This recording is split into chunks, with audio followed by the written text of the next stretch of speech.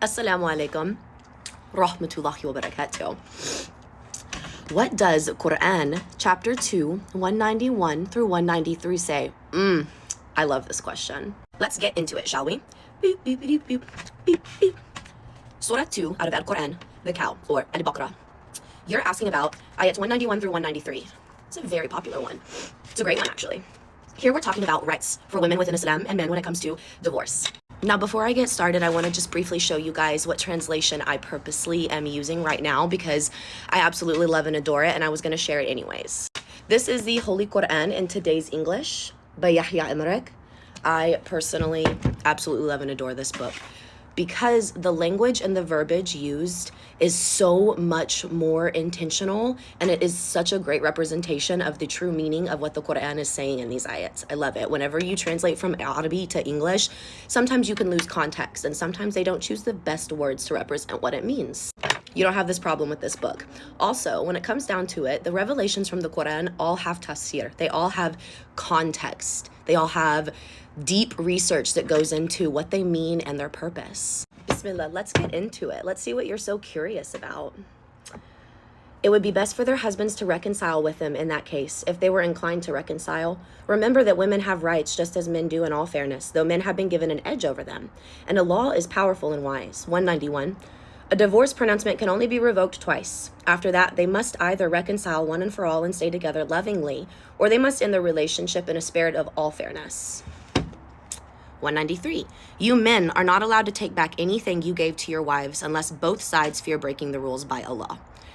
All right, so 191 through 193. So I guess you're curious about probably 191, right? That's what most people try to tell us women, that if we come to Islam, we're going to be oppressed, right? That's what you're getting at. Bless your heart.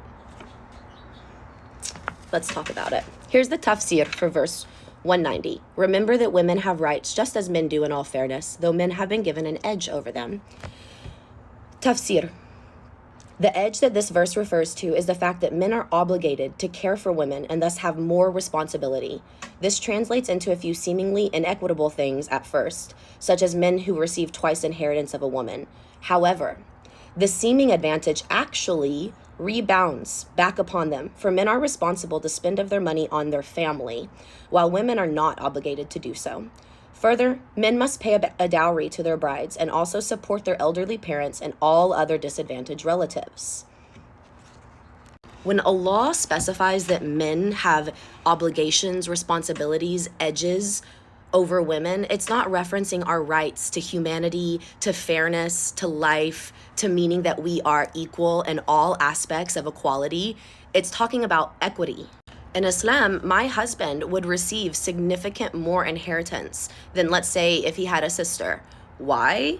Because my husband is responsible to take the money that he receives and give it to his family and make sure that he is providing for his family. He is obligated to Allah for that. Whatever money that the woman receives, that is her money. She does with it what she wants. She does not have to do anything for a man or anyone else. So yeah, men have been given an edge. That edge is responsibility. It's additional obligations. It's to be uplifting and upholding women. That's what that edge is. So no, you cannot twist my religion. You cannot twist the words of Al-Quran to make me fear my religion or feel less about who I am within my religion.